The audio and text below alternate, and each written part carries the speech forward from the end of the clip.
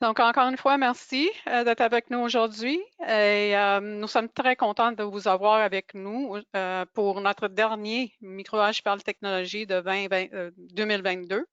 Nous allons passer la prochaine heure avec nos experts micro-âge à répondre à vos questions TI. Donc, mon nom est Maria Fiori. Je suis directeur du développement, excuse-moi, je suis directeur des opérations ici pour Microage et je suis accompagnée aujourd'hui par nos experts Aziz Aïssa, directeur TI virtuel, et Sergio Lima, directeur succès à la clientèle. Bienvenue à vous deux. Bonjour Maria, bonjour à tous. Sergio, tu me changes les... Oui, Oui. Bonjour tout le monde. désolé. Oui, donc juste avant de débuter, quelques petites notes. Comme vous l'avez déjà constaté, tous les participants sont en mode silence dans le fond, pour réduire le bruit de fond. Je veux aussi dire un grand merci à tous ceux d'entre vous qui nous ont envoyé vos questions au cours des dernières semaines.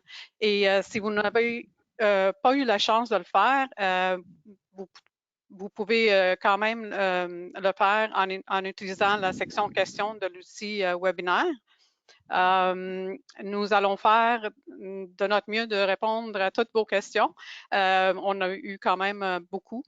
Si jamais on n'a pas le temps de toutes les répondre, un représentant Microage vous contactera pour répondre à votre question. Et dernièrement, nous enregistrons ce webinaire et l'enregistrement vous sera envoyé un peu plus tard. Aujourd'hui, vous pouvez, pas aujourd'hui, mais demain, vous pouvez le partager avec des collègues qui pourraient peut-être en bénéficier ou le réécouter si vous voulez.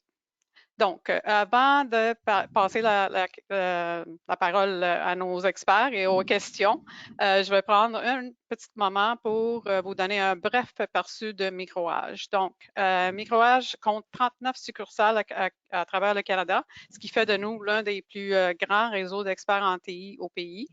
Nous fournissons des services et des solutions informatiques à nos clients depuis plus de 40 ans. Notre approche est de comprendre votre entreprise, vos objectifs, vos défis, ainsi que vos opportunités afin que nous puissions recommander et fournir les services et solutions qui vous conviennent. Des services et des solutions informatiques qui vous aident à obtenir les résultats que vous souhaitez pour votre entreprise. Donc, voilà, en quelques mots, notre raison d'être.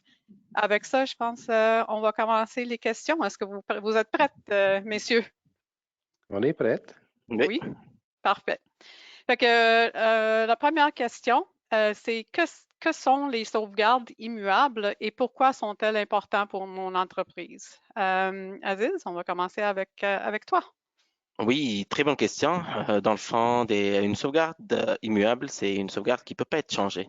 Donc, c'est une façon de protéger les données qui garantit que ces données-là restent fixes, inchangeables et ne peut pas être chiffrées, supprimées ou modifiées.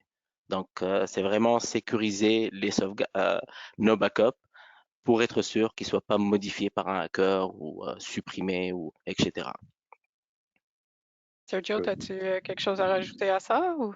Oui, c'est devenu quelque chose de très important dernièrement à cause que même si on a une réplication, une copie, on va dire ça en ligne, là, mais à l'extérieur de votre bureau, mais quand même accessible par votre environnement, c'est quand même problématique à cause des criminels, cybercriminels qui essaient de loguer dans votre environnement, d'attendre un peu, de voir qu'est-ce qui se passe, puis potentiellement d'aller à l'autre site, puis effacer, chiffrer ou vraiment carrément enlever tous ces genres de backup. Fait que là, il parle beaucoup de l'aspect immuable. C'est ça et je pense qu'on avait déjà discuté de ça dans les autres webinaires, mais le concept d'un sauvegarde 3-2-1 qui est devenu 3-2-1.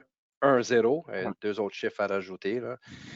En fait, le 3 veut dire qu'il faut toujours avoir trois copies, trois différentes copies de votre data. Un qui est celui qui est en production, puis deux autres genres de copies. Dans les deux autres copies, ben, les deux, il faut qu'ils soient sur du média différent, fait que soit un stockage local et l'autre qui est à l'extérieur de votre bureau. Mais principalement, celui qui est à l'extérieur de votre bureau, ben, ça prend quelque chose qui est immuable, qui est barré loin de votre environnement que personne ne peut se loguer dessus pour effacer. Puis les deux derniers chiffres, le 1 et le 0, ben c'est ça, le 1, c'est immuable et le 0 veut dire qu'il faut tester vos sauvegardes. Fait que si vous ne faites pas de test, mais le 0, on a besoin de voir 0 erreur avec les sauvegardes. Sinon, quand ça arrive le moment de faire une restauration de fichiers ou dossier au serveur, puis on voit que c'est problématique parce qu'on n'a jamais testé, on est dans le trouble. Oui, c'est ça, c'est une mauvaise surprise. Ouais. Parfait. On va passer à la deuxième question. Nous devons mettre à niveau certains de nos serveurs. Est-il judicieux de les déplacer vers le cloud? Sergio, je vais commencer avec ça pour celui-là. Oui, je toi, vous dirais, ça commence avec des conversations. Il faut vraiment qu'on discute de votre environnement. Oui, il y a beaucoup de gens qui s'en vont vers le cloud. Le plus facile, je vous dirais, c'est genre les courriels. On va du M365, on met du SharePoint, OneDrive en ligne. Mais est-ce que ça fait du sens d'envoyer tout votre environnement vers le cloud? Peut-être, potentiellement.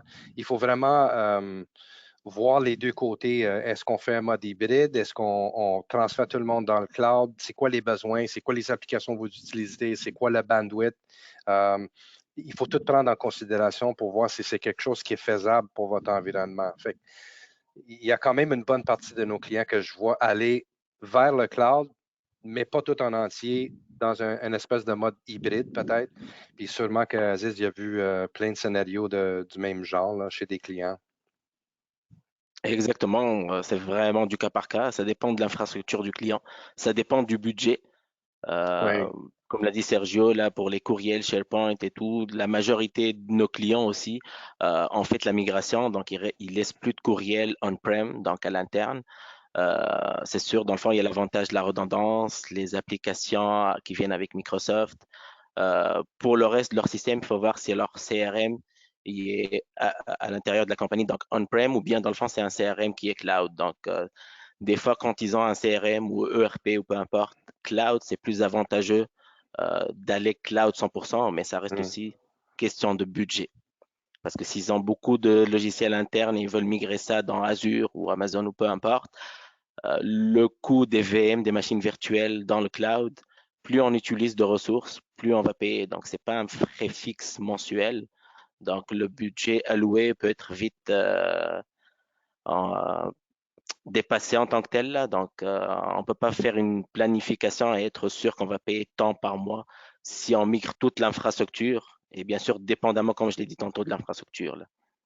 C'est ça, c'est aussi une question de. J'ai beaucoup de clients qui sont en bas de 40-50 usagers, que ça arrive le temps de faire un remplacement de serveurs, remplacement d'équipements, augmenter le niveau de sécurité dans leur environnement. Puis quand on commence à voir l'investissement qu'il faut mettre en place de tous ces genres de solutions entreprises, ça devient cher de continuer d'être on-prem ou sur les lieux avec ces affaires-là. Fait que souvent, ce qu'ils prennent, c'est qu'une décision d'aller vers le cloud parce qu'on va ajouter la redondance, une solution d'entreprise, mais pas au prix des entreprises. Et tout le système de sauvegarde et la fonctionnalité, la flexibilité, la productivité pour les employés, d'être capable de se connecter de n'importe où, ça devient un facteur quand c'est des vraiment petites entreprises. J'imagine, dans le fond, ce que j'entends, c'est qu'il faut faire l'analyse de l'entreprise, de l'organisation pour voir si c'est un bon fit, là, le cloud. Et peut-être Oui, que la solution est hybride, peut-être c'est tout cloud, peut-être c'est c'est ça. on-prem, ça dépend OK, parfait. Peut-être point à rajouter, par défaut, il y a beaucoup de clients qui croient que le cloud, par défaut, c'est sécuritaire. Je prends l'exemple de Microsoft 365. Ils croient que quand ils migrent leurs données chez Microsoft 365, leur courriel et tout, par défaut, il y a la protection de Microsoft, il y a les sauvegardes de Microsoft. Microsoft, il offre un endroit où on met nos informations, SharePoint, courriel, etc. Mais il offre pas la sécurité. C'est à nous de rajouter la sécurité. Donc, l'anti-spam, la sauvegarde des données, par défaut, c'est 30 jours avec Microsoft, mais si on efface un courriel ou un dossier dans Teams, OneDrive, SharePoint, après 30 jours, on ne pourra jamais le récupérer. Donc, il faut s'assurer de rajouter la sauvegarde, s'assurer de rajouter l'anti-spam. C'est des choses qu'il faut comme planifier aussi à l'avance. Là. Oui, c'est ça. C'est un partenariat avec Microsoft. Ils vous offrent la place, puis la data, les informations sont à vous à gérer, right? Parfait. Prochaine question. Quel investissement informatique mon organisation devrait-elle budgéter ou budgétiser l'année prochaine? Je l'aime cette question-là, c'est large. Aziz, tu commencer? Oui, oui, c'est vraiment là en tant que tel. C'est, je dirais, alignement technologique, cybersécurité. C'est des choses qu'il faudrait comme commencer à, si on n'a pas encore commencé à planifier, il faut le faire le plus tôt possible. Je dirais, il faut commencer, je ne vais pas dire aujourd'hui, mais hier, surtout avec la loi 25 qui a été adoptée le 22 septembre 2022. Je dirais mettre en place minimalement un antivirus next generation, un firewall next generation, la double authentification pour les accès courriels, accès VPN. S'il y a des accès Citrix, mettre la double authentification aussi. Peu importe l'accès à distance, il faut mettre la double authentification. Chiffrer les médias. Aussi, on a parlé des sauvegardes tantôt. S'assurer d'avoir des sauvegardes hors ligne, hors site, hors ligne, c'est très, très, très, très important. Et dire très, très important, c'est un euphémisme. Faire les tests de restauration, ça c'est obligatoire pour s'assurer que nos sauvegardes sont correctes. Anti-spam pour les courriels. Sauvegarder aussi les courriels s'ils sont dans le cloud. Et le point aussi qui est très, très important qu'on oublie souvent, on peut investir des milliers de dollars en informatique, mais notre maillon est aussi faible, notre chaîne, pardon, est aussi forte que notre maillon le plus faible, Oui. à savoir l'employé. Donc, campagne d'hameçonnage, formation des employés, éduquer, sensibiliser les employés, c'est très, très, très important. Oui, Sergio? entièrement d'accord avec Aziz. Et malheureusement, les investissements que Aziz vient de dire, c'est toutes des choses qu'on n'a pas le choix de mettre en place maintenant ou hier, comme il dit. Parce qu'il faut se protéger. C'est ça la menace qui arrive en ce moment. Je dis malheureusement parce qu'il y avait un temps où on faisait toujours des calculs ou un budget basé sur qu'est-ce que je peux mettre en place pour améliorer la productivité de mes employés, installer des nouveaux systèmes pour pour que ma compagnie puisse avoir plus de revenus.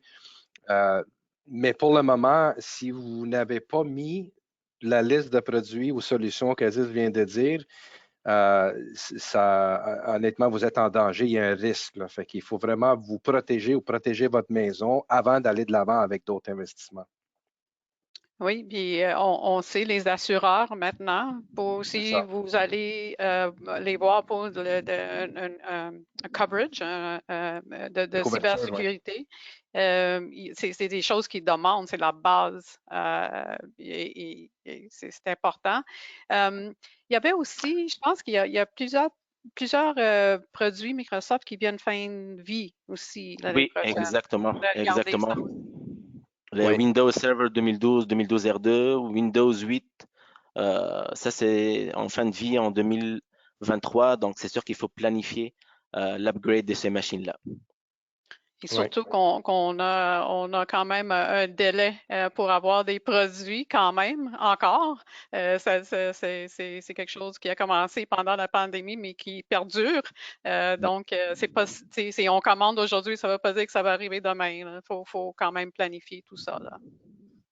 Oui. Je suis sûr qu'il y a beaucoup de clients qui ont toujours le Windows Server 2012 en place. Fait que ça serait quelque chose à regarder en premier temps. Puis qui fit avec toutes les solutions au niveau de la sécurité parce qu'effectivement, ça devient une vulnérabilité à partir de mi-2023, octobre, je pense, c'est le mois. Là, mais c'est ça. Il faut vraiment tout faire pour protéger votre environnement. Bah, je dirais, je préfère les clients qui ont encore du 2012, 2012 R2, Windows 8 que des clients qui ont 2008 R2, c'est ça, et du Windows 7. Oui. Malheureusement, il en reste Oui. et c'est vraiment un danger, réellement, réellement un danger. Oui. Un autre point qu'il ne faudrait pas oublier, le 22 septembre 2023, il y a des choses qui vont rentrer en vigueur concernant la loi aussi, la loi 25, donc cartographier les données, savoir où est-ce qu'on met nos informations personnelles, les informations personnelles en lien avec nos clients, avec la compagnie. Ça, c'est un travail à faire. Donc, il faut se préparer, il faut avoir les outils pour. Donc, il faudrait faire les planifications nécessaires pour être conforme à la loi. Là. Oui. Parfait. Prochaine question. Notre police d'assurance cyber est en cours de renouvellement. Notre courtier nous a envoyé un formulaire à remplir, mais nous ne savons pas comment répondre à certaines questions. Est-ce que vous pouvez nous aider? Bon, Fait que Sergio, est-ce que En ce on peut... moment, on aide nos clients à faire ça. C'est sûr que vous devriez avoir un certain genre de... Nous, on le fait pour nos clients en service géré. Fait que si vous avez de l'activité avec nous, si on fait des services chez vous, on offre une espèce de service géré. On inclut le service de vous aider à remplir le questionnaire parce que des fois, ça devient un petit peu plus technique. Puis vu qu'on est là pour vous, pour s'occuper du côté TI, ben, on est là pour répondre aux questions aussi. Fait que oui, effectivement, on aide nos clients à remplir ce genre de formulaire-là. Des fois, on se fait demander par des particuliers ou une compagnie qu'on ne fait pas affaire, faites-vous ça. C'est un peu difficile parce qu'on ne connaît pas votre environnement. Fait que ça serait très difficile pour nous de répondre à une question quand on ne connaît pas ces informations-là. Fait que oui, on le fait. Fait que si vous êtes client, ben vous devriez être, si vous n'êtes pas client, vous devriez être client. Comme ça, on peut vous aider. Oui, oui, ça c'est vrai. Aziz, as-tu quelque chose à rajouter? Exactement la même chose. Je fais ça pour tous nos clients. C'est une de mes tâches en tant que tel, en tant que VCIO, c'est d'aider nos clients et de répondre à ce genre de formulaire. Une chose, je pense qu'il faut clarifier, par exemple, c'est que le formulaire reste votre responsabilité. Oui. On peut pas aller à votre assureur et dire on prend la responsabilité de répondre à tout ça. C'est quand même vous qui devez prendre la responsabilité de donner des bonnes informations puis de remplir le formulaire. On peut aider là, ce que Aziz puis Sergio dit là, c'est quelque chose qu'on fait pour nos clients. Mais faut quand même garder ça en tête, là, que vous êtes responsable. S'il arrive quelque chose, la compagnie d'assurance va venir chez vous. Oui, en fait, c'est 1 à 2 pages sur une dizaine ou une douzaine de pages qu'on est capable de remplir pour nos clients parce que le reste, c'est vraiment l'état financier, les informations par rapport à votre compagnie, les employés, comment vous faites telle affaire. Ce pas des questions que nous, on est capable de répondre parce que c'est votre entreprise, c'est pas la nôtre. Mais en termes de TI, c'est que c'est ça, c'est une page ou deux de questionnement technique à répondre. Si justement avant le webinaire, Maria, on parlait de ça. On aime ça être une compagnie qui fournit des informations avant que ça arrive, avant-garde un peu. Comme Aziz disait qu'on parlait de la loi, c'était quoi, la 64 avant que ça devienne la loi, là, c'est ça? Exactement, 25, c'était le 25. projet de loi, Le projet de loi, 64. c'est ça. Fait que tout le monde nous disait, j'ai pas besoin de ça, de quoi vous parlez, vous voulez vendre quelque chose, vous êtes des vendeurs, etc. Ben voilà, ça rentre en effet. Là, tout le monde essaie de comprendre c'est quoi les détails, qu'est-ce que je dois faire pour mettre conforme. Ben, les compagnies d'assurance, en ce moment, vous posent ces questions-là, on les répond, vous les répondez, mais c'est tout. Ça reste comme ça, puis vous êtes assuré. Bientôt, ce qui va se passer, selon ce que j'ai vu, c'est que les compagnies d'assurance vont commencer à faire des audits, des vrais audits, avec des analyses ou des assessments pour voir si vous avez vraiment installé ces affaires-là. Oui, sur un morceau de papier, on dit j'ai installé du multifacteur, mais est-ce que vous l'avez déjà mis en place? Ce qui va arriver bientôt, c'est qu'ils vont faire la validation et la vérification de ce genre de solutions-là, s'ils sont bel et bien mis en place. Parce que le moment que quelque chose arrive, c'est sûr qu'il y a quelqu'un qui va venir faire une validation pour dire, vous m'avez dit que vous avez cette solution, on va checker parce que sinon, je ne vous donne pas de l'argent, le rançon, etc. Ben, peut-être que vous risquez de perdre tous ces paiements mensuels pour la compagnie d'assurance qui ne vous donnerait pas de l'aide quand le temps arrive. Et le multifacteur est un bon exemple, right? Ouais, Des fois, la question est, est-ce que vous avez le multifacteur? Oui. ouais, Mais l'assurance va après arriver puis dire, ben, est-ce que vous avez le multifacteur partout? Est-ce que vous l'avez juste c'est sur ça. vos emails? Est-ce que vous l'avez sur d'autres applications qui sont peut-être sensibles ou il y a des informations confidentielles? Fait qu'il faut peut-être très précis à répondre à ces questions-là. Le multifacteur, je l'ai sur le courriel. Là, ils vont venir, peut-être qu'ils vont demander que vous le mettez sur d'autres choses. Ça, c'est une autre affaire avec les assurances. Attendez pas à la dernière minute. Attendez pas parce qu'ils vont revenir puis ils vont peut-être demander d'autres questions, ils vont peut-être demander des preuves, ils vont peut-être, en tout cas, dans notre expérience, c'est quand même un processus qui peut durer 1 mois, 2 mois. Et donc, n'attendez pas à la dernière minute pour mettre des choses en place ou pour aller vers votre assureur et dire, OK, on va renouveler dans 2 mois. Qu'est-ce qu'on a de besoin? Est-ce qu'on a tout ça en place, qu'on a besoin pour être sûr qu'on est assuré à un bon montant quand même? Là. Ça a déjà commencé un petit peu, je le vois dans les derniers formulaires que j'ai reçus là, pour l'exemple de la double authentification. C'est vraiment spécifié la double authentification pour les accès courriels, la double authentification pour l'accès au réseau interne de la compagnie, pour des logiciels qui sont comme cloud. Donc, il s'est rendu qu'il pose déjà ce genre de questions. Pardon. Il est arrivé un cas pour un de mes clients que pour le renouvellement de son assurance, lui était vraiment aligné avec tous les points ou presque. Et ils ont fait un test d'intrusion. Donc, ils ont trouvé des noms de domaine qui lui appartenaient même plus, qu'il y avait comme des ports ouverts en RDP. Donc, il pouvait se connecter à certains ordi, mais c'est pas à lui. Là. Ça lui appartient pas. Des noms de domaine qu'il n'utilisait plus depuis des années déjà. Donc, il fallait comme prouver, aller leur dire que dans le fond, c'était pas au client, que ça lui appartient pas. Donc, ça n'a pas rapport là. Donc, c'était quelque chose qui a bloqué le renouvellement de son assurance. Mais c'était là 2, 3 ans, 5 ans, les assureurs donnaient les assurances, presque pas de questions, là, il n'y a pas de problème. Mais là, ils ont beaucoup de réclamations. Les réclamations ont augmenté énormément. Là. Donc là, ils commencent à être un peu plus wise. Ils demandent les questions un peu plus pointues, ils demandent des preuves.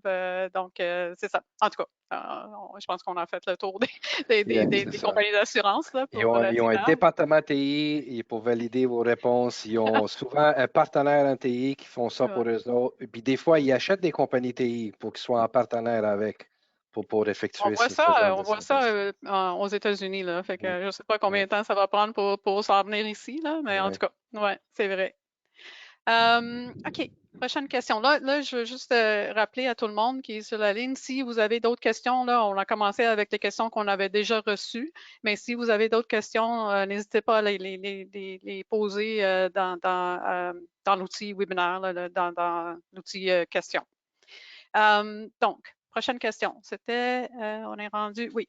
Nous avons notre propre personnel informatique, mais il devient de plus en plus difficile de trouver des personnes. Comment trouvez-vous vos ressources? Ils veulent nos secrets. Ça a l'air. Sergio, tu veux-tu commencer? Ben, et la pénurie affecte tout le monde, en fait. C'est sûr que même nous, on est victime de ça. C'est plus comme avant. Avant, c'était très facile de trouver des gens. Mais en ce moment, on vit la même chose que nos clients.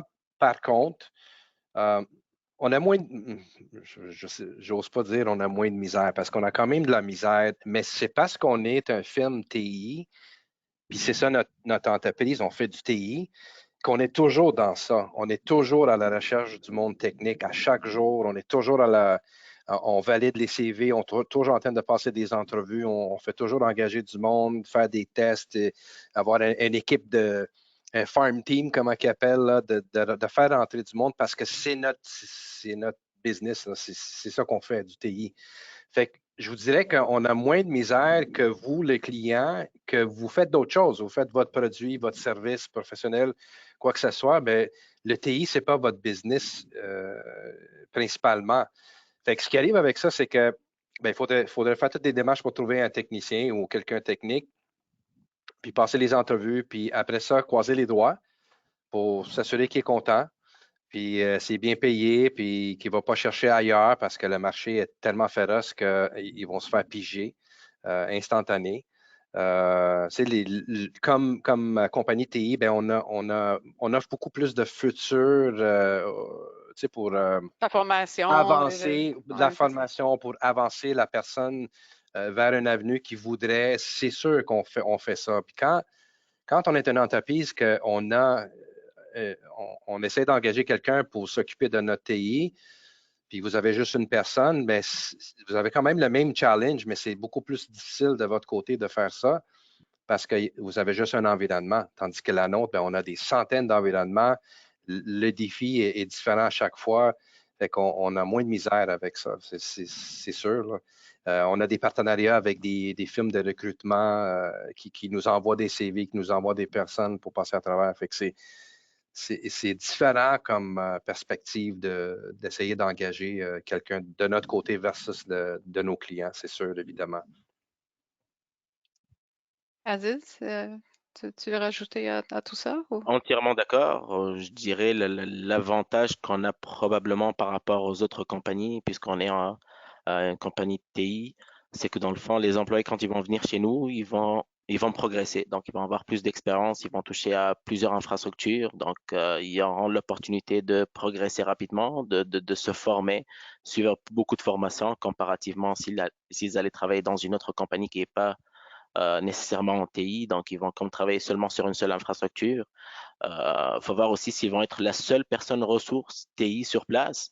Généralement, ce genre de personne, il va pas rester longtemps parce qu'il va être genre niveau 1, niveau 2, niveau 3. Et certaines tâches, il risque de s'ennuyer, de faire du niveau 1 alors qu'il est comme meilleur que le niveau 1. Il y a d'autres tâches qui sont un peu plus compliquées pour lui, donc il va être comme frustré, stressé s'il n'a pas d'aide. Donc, ça peut être un peu gênant, ça peut être un peu frustrant pour l'employé. Il va sûrement aller chercher ailleurs, là.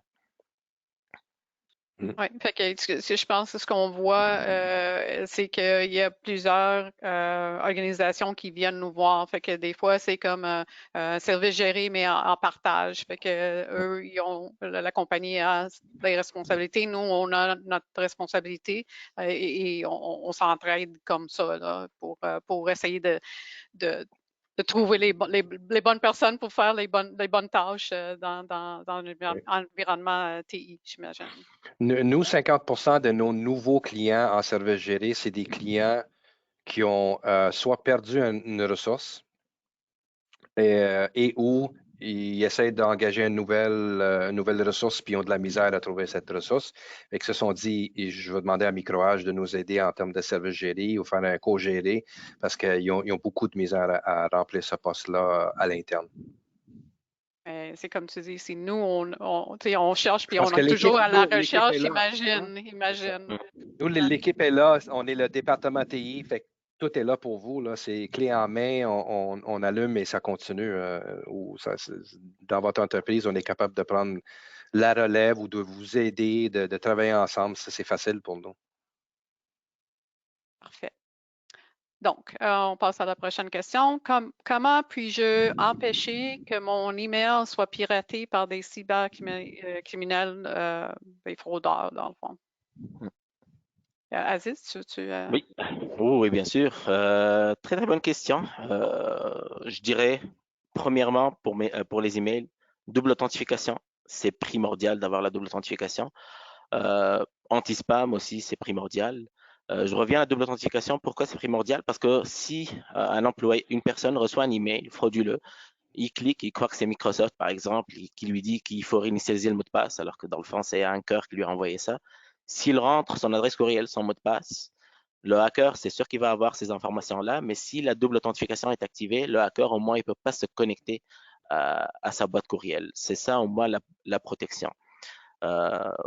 L'autre point aussi, on en a parlé tantôt, les campagnes d'hameçonnage, sensibiliser, éduquer les employés. Ça, c'est vraiment très, très, très important parce qu'il y a beaucoup, on le voit encore, beaucoup de personnes reçoivent des courriels et des fois, c'est flagrant. Donc, ça dit que ça vient de la GRC, mais c'est une adresse courriel qui finit par Gmail. Ça, c'est un exemple. Il y en a beaucoup. Des fois, ils croient que c'est Netflix, Amazon, Microsoft, etc. Il y en a beaucoup de mêmes et le monde, malheureusement, il clique. Donc, c'est ça qui est dangereux. Ça peut comme créer beaucoup de problématiques, surtout si on n'a pas de double authentification. Donc, si le hacker arrive à accéder à la boîte courriel, à ce moment-là, il va avoir accès à tout le contenu. Donc, surtout avec la loi 25 et s'il y a un incident de sécurité, il faut contacter la CAI, la Commission d'accès à l'information. Donc, surtout si on a des informations personnelles dans notre boîte courriel, à ce moment-là, on risque d'avoir des problématiques avec la CAI. Donc, tout ça, il faudrait le mettre en place. Anti-spam pour au moins que la plupart des spams, on ne les reçoit pas, que ce soit comme bloqué. Double authentification pour protéger notre boîte courriel. Campagne d'hameçonnage pour essayer, comme je l'ai dit, éduquer et sensibiliser les employés. OK. Ouais, puis l'autre solution, ça c'est une solution que ça ne s'achète pas comme produit, mais ça se fait en termes de formation.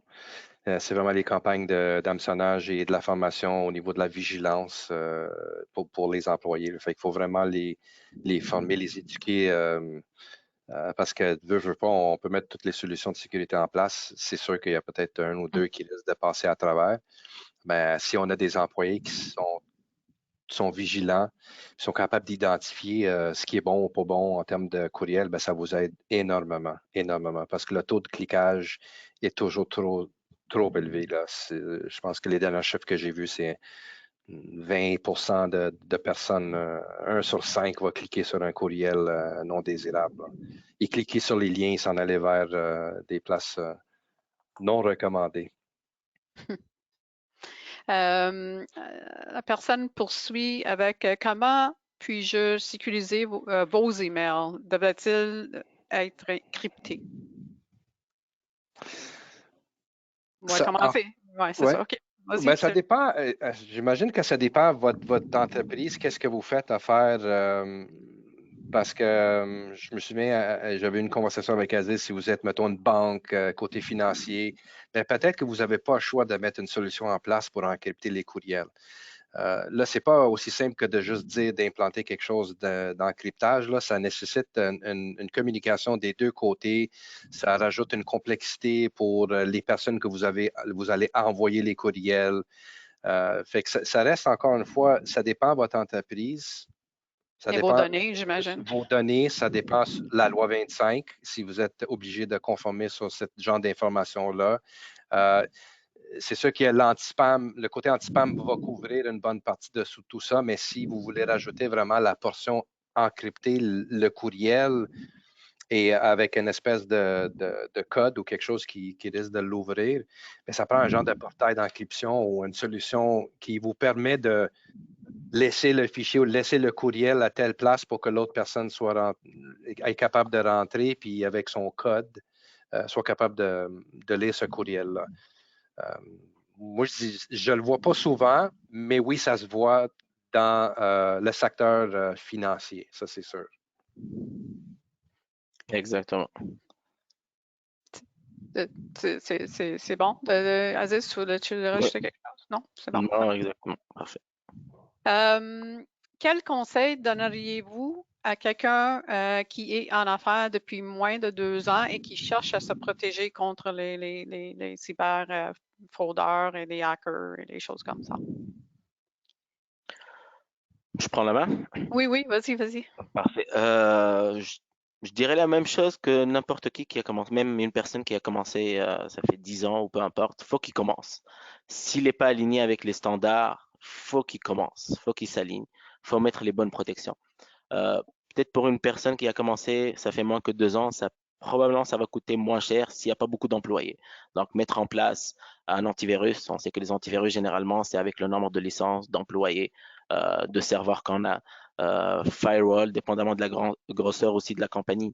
Donc, ça peut coûter moins cher qu'une compagnie dans le fond d'une centaine d'employés, qui a déjà beaucoup de serveurs, beaucoup dans le fond d'informations, beaucoup etc. Donc, mais en même temps, c'est les mêmes choses qu'il faut mettre en place là. Donc, on redit les mêmes choses, antivirus, firewall, anti-spam, double authentification pour tous les accès, sauvegarde, test de sauvegarde, campagne d'hameçonnage, c'est les mêmes choses qui se répètent tout le temps. Parfait. Voulais-tu rajouter Que quelque ce chose? soit une nouvelle entreprise ou une entreprise existante, c'est sûr que c'est les mêmes choses qui s'appliquent. On n'a pas vraiment de critères ou conditions différentes si vous êtes en affaires depuis longtemps ou court temps. C'est les mêmes solutions, c'est les mêmes recommandations qu'on va donner pour tout le monde. Good. OK, la prochaine question, c'est afin de bien gérer notre parc informatique, nous devrions prévoir un remplacement des ordinateurs tours, portables, imprimantes, écrans. À quelle fréquence, d'après vous? Je peux répondre. Oh oui, vas-y. Ben, si vous êtes un client de service géré avec Microage, vous avez des bonnes nouvelles. C'est le VCIO comme Aziz qui est capable de vous donner des recommandations. Normalement, ce que moi j'ai vu, c'est les ordinateurs, les portables, en ce moment, ça va alentour de 4 à 5 ans avant de les remplacer. Pourquoi? Parce que les applications n'ont pas vraiment changé tant que ça en ce moment. Peut-être il y avait un temps où ça changeait tellement qu'il fallait toujours avoir un meilleur ordinateur pour accommoder la vitesse et la performance. Mais en ce moment, je suis en train de voir entre 4 et 5 ans pour les bureautiques, côté usagers.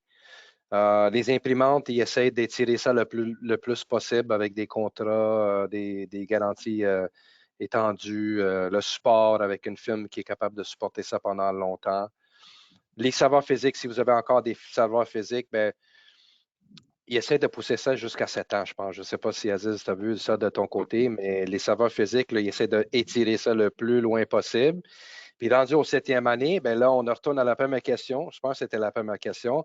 Est-ce qu'on va dans le cloud ou pas? Cloud. On a cette discussion-là parce qu'il faut vraiment voir est-ce que ça vaut la peine au niveau cap versus up. Est-ce qu'on va acheter l'équipement au lieu de payer un coût opérationnel puis de mettre presque tout dans le cloud, dépendamment de votre entreprise puis qu'est-ce que vous voulez faire. Fait que c'est ça que je vois en ce moment dans les tendances de stratégie au budget budgété pour des remplacements d'équipement. OK. Aziz, est-ce que tu vois la même chose chez vous? Parfaitement d'accord. Pour les ordi, laptops en tant que tel, la moyenne, c'est 4-5 ans. C'est sûr qu'il faut faire des planifications pour ça, budgétiser aussi, mais ça reste la moyenne. Si on parle aussi des ordis, on recommande d'avoir des ordis, des disques durs SSD, minimalement 12 GB de RAM, quitte à monter à 16 GB de RAM, parce que là, avec Windows 11, même avec Windows 10, avec Teams d'installer par défaut, là, 8 GB de RAM, ça fait rien. Là. Déjà, on tape les 8 GB avec juste Teams d'installer. Euh, donc, c'est ça les imprimantes, je dirais, on étire au maximum. Si on a le support, si c'est encore garanti, c'est correct, mais si on n'a plus de support, si ça devient une ancienne imprimante, et ça peut coûter cher de remplacer du matériel. Donc, c'est sûr qu'il faudrait comme penser à changer. Il n'y a pas vraiment de date donc, en tant que tel.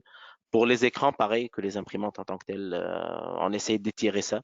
Après ça, c'est sûr qu'à un certain moment, on va changer. Les serveurs, comme a dit Sergio, je vois la moyenne, c'est 7 ans.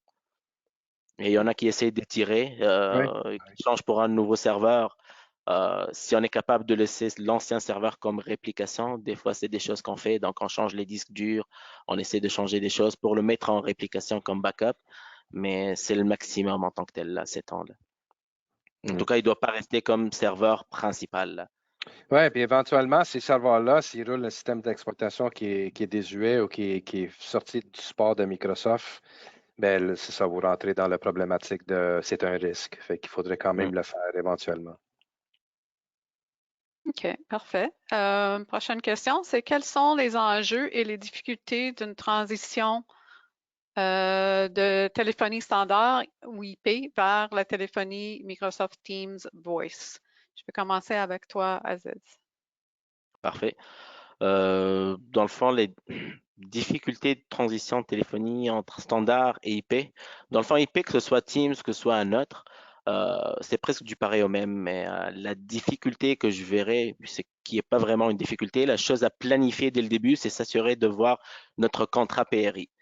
Si dans le fond, il est fini ou avait de finir. Parce que si dans le fond, on a renouvelé le contrat pour 5 ans, pour casser ce genre de contrat, ça coûte cher, ça coûte Oui. réellement un bras. Donc, c'est vraiment de faire la planification au moment avant de renouveler, de changer complètement. Mais je ne vois pas réellement de difficulté. Au contraire, c'est une bonne chose. En tant que tel, il suffit, comme j'ai dit, de planifier, voir c'est quoi nos besoins, donc les lignes, combien de canaux on a besoin, avoir le bon firewall pour pouvoir supporter ça, avoir les switches aussi, parce que les téléphones IP, ça prend des switches PoE. Donc, il faut faire ce travail-là pour pouvoir faire une bonne planification pour que ça ne crée pas un problème lors du projet en tant que tel. Et dernier point, une bonne formation aux employés, parce que là, ils vont avoir la téléphonie IP, donc ils vont avoir des logiciels qu'ils peuvent installer sur leur cellulaire, sur leur ordi. Donc, un téléphone genre à droite, là où on répond ou on compose, ça devient genre un peu comme, je vais pas dire démodé, mais c'est un peu archaïque là. Moi, ça fait longtemps que j'ai pas de téléphone. C'est une application que j'ai sur mon ordi et que j'ai sur mon cellulaire. Et c'est vraiment le fun. On peut répondre de n'importe où, on peut travailler de n'importe où. Et moi, j'adhère à 100%. Pour des gens comme moi, Aziz, qui ne connaissent pas le terme PRI, c'est quoi? C'est les lignes de communication, les OK, lignes de base de OK, communication. OK. Après ça, en téléphonie IP, ça devient des canaux. I see. OK. Oui, parce qu'avant, traditionnellement, c'était une ligne téléphone, hein. Chaque Mm. ligne qui rentre dans votre bâtisse, c'est une ligne de téléphone, mais avec le PRI, c'est comme un genre de tronc avec plusieurs lignes dedans que le fournisseur d'Internet peut vous donner des lignes de téléphone à l'intérieur de tout ça. Ils appellent ça un PRI. Ouais. OK. On a eu quelques questions qui sont rentrées. Juste une petite seconde, je vais commencer. Celui-là vient d'Adil. Il dit combien vous évaluez un actif tel qu'une donnée personnelle d'un client?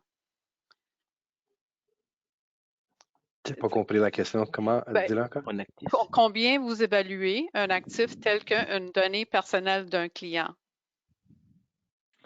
Combien qu'on évalue? J'essaie de comprendre, c'est-tu la Le- valeur de... Mettons, je ne sais pas, peut-être Adil, moi j'ai tout de suite pensé un hacker, il peut vendre un courriel Oh, à OK. combien? OK. Mettons s'ils ont une carte de crédit de quelqu'un ou ils ont OK. quelconque information personnelle ou confidentielle. C'est comme ça comme je l'ai appris, je l'ai compris, peut-être que je me trompe, Adil, tu peux Ouais. peut-être clarifier. Oui, c'est ça, c'est la valeur de Si c'est dans ce sens, en tant que tel, dépendamment de la compagnie, si c'est une grosse compagnie connue, ça peut coûter, dans le fond, les prix peuvent monter. Mais généralement, une coupe de dollars, tu peux acheter ça dans le dark web, là. Exactement. Non, pas Quelques énorme, dollars. Quelques ouais, dollars. pas cher, là, pas vraiment cher. Ouais. Pour des courriels, des fois, les cartes de crédit sont peut-être un peu plus chères, j'imagine, mais en tout cas, ouais, c'est ça, Bon, on va pas avancer un ça prix dépend aussi, le parce que sinon ils marché, vont hein, nous dire c'est ça. qu'on connaît C'est très comme très toute bien Ouais. autre ça, mais chose. ça dépend dans le J'ai fond. jamais embarqué côté carte de crédit, mais je sais que des informations personnelles comme le nom d'usager, adresse courriel, potentiellement des mots de passe, des hashes et tout, quelques Mm. dollars. Honnêtement, là, je pense que j'ai vu genre 2 à 4 dollars par utilisateur. C'était aussi simple que ça. C'est très facile à vendre et très facile de l'acheter, là, si vous voulez faire ça comme métier. Je ne vous le suggère pas, là, mais Mm. c'est pas beaucoup. Ça vaut pas. C'est pour ça qu'il y en a autant d'activités en termes de criminels, parce que c'est vraiment pas cher. Puis on l'a Ouais. dit dans Carte le de passé, crédit, hein, le c'est une cybercriminalité vingtaine de est dollars. rendue as a service maintenant, là. Ouais. Il y a des compagnies qui font strictement ça. C'est des sites web qui gèrent les informations compromises, puis tout est à vendre. C'est comme un Amazon dans le dark web qui vend Mm. différents produits. Puis les produits, ben, c'est votre information. Justement, Olivier demande l'utilité d'un IT agent, ça fait quoi précisément et est-ce nécessaire, ça fonctionne pour vrai pour lire et nous protéger des informations qui circulent dans le dark web? Ben, je pense que c'est le ID Agent qui ID font agent, ouais. référence. L'ID Agent, c'est très utile parce que tu peux. C'est pas quelque chose qui va vous empêcher qui va empêcher que vos données soient publiées à quelque part, mais c'est quelque chose d'une façon proactive que ça va vous aviser si votre information ou vos données sont à vendre à quelque part sur le dark web.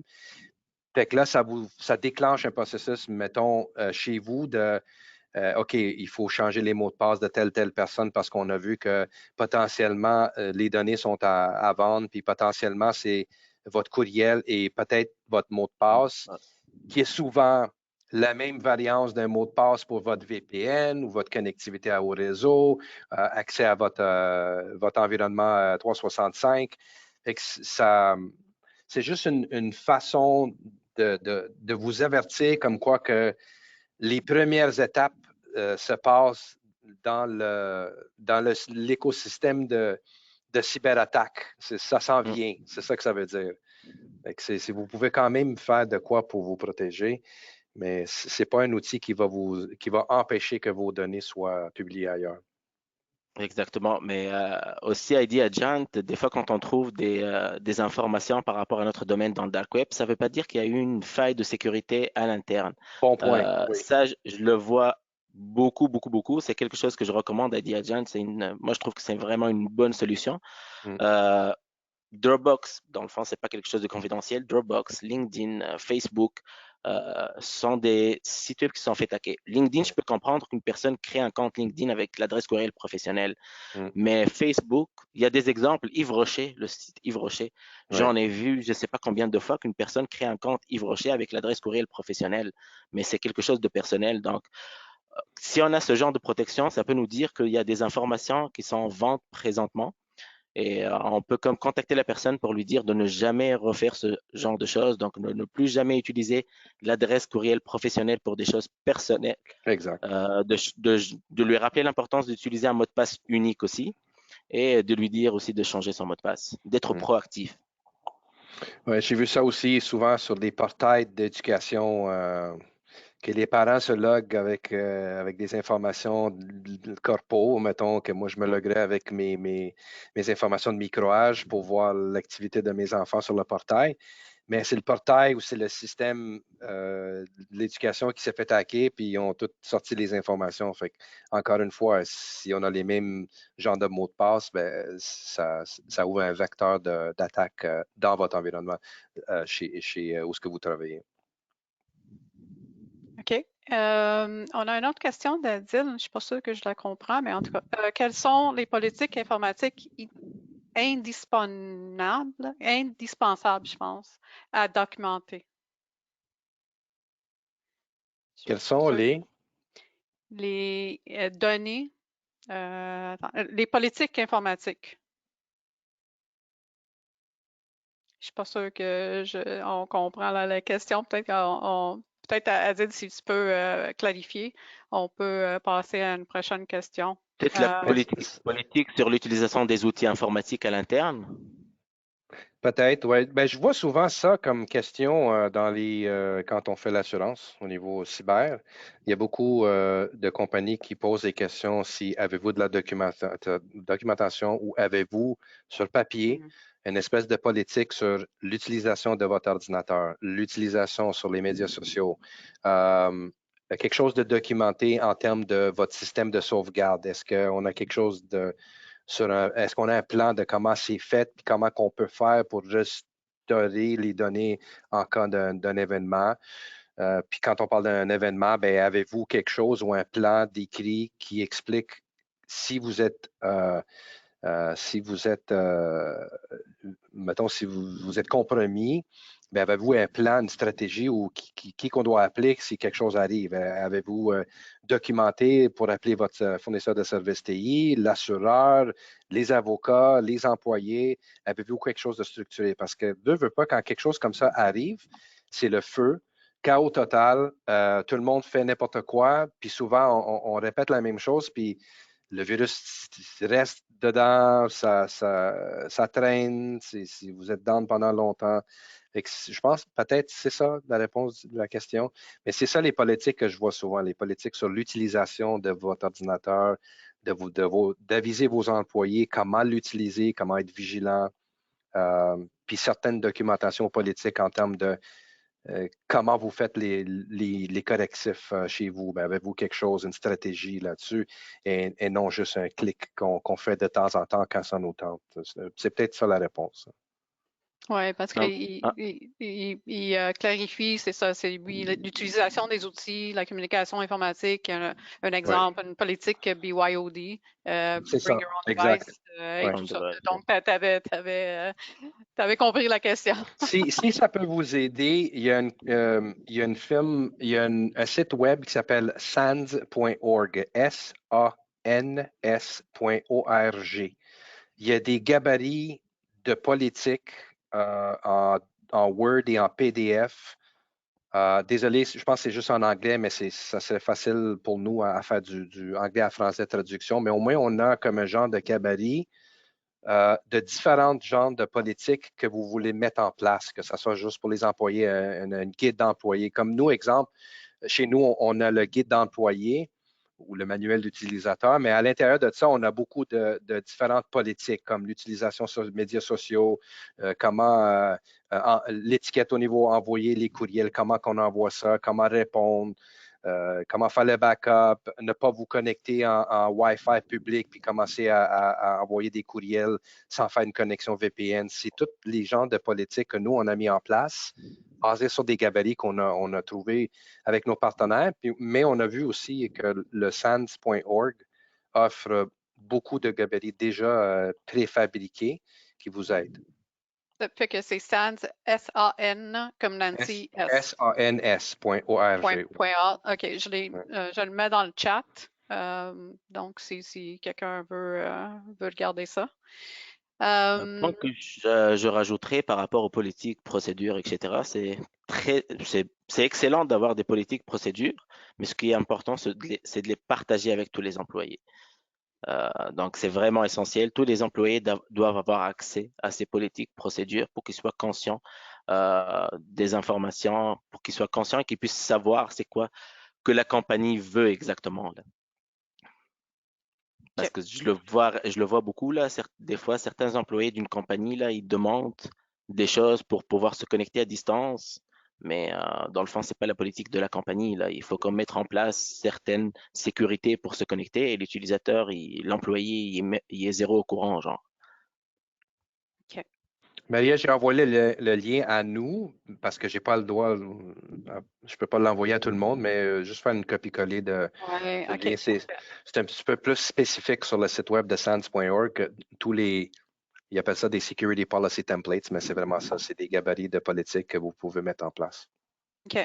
Je vais le mettre dans le chat dans un instant. Je vais juste passer à la prochaine question. C'est sûr que c'est de base. Si vous voulez quelque chose un petit peu plus détaillé, je pense que l'équipe d'Aziz, ils le font, ça, plus en Ouais, c'est une des détail. choses c'est ça. C'est sûr que c'est un service qu'on peut faire pour vous parce que c'est pas facile à faire ça, là. C'est long. Ça prend du temps. Ouais. Il faut le faire correctement. Je sais qu'on a des spécialistes, surtout avec l'équipe d'Aziz qui peuvent le faire. C'est une des choses que je fais lors de la revue d'affaires, surtout. Il y a un exemple que j'envoie à tous les clients par défaut. Il y a plusieurs points, ils peuvent comme faire des modifications. Bien sûr, c'est un document que toi, tu as un exemple, c'est excellent. Je connaissais pas le site, mais c'est pas quelque chose qu'on a inventé. On va pas réinventer la roue, donc on prend plusieurs exemples, on fait un petit melting pot Exact. et on l'envoie à tous nos clients, là. OK. La prochaine question, c'est quelle est la différence entre avoir un domaine et pas, et quels sont les avantages d'avoir un domaine, excuse-moi, pas un domaine. Sergio, tu veux-tu commencer? C'est très rare que je rencontre des clients qui n'ont pas de domaine en ce moment. On parle d'un workgroup. Avant, on le voyait souvent, maintenant, on le voit moins.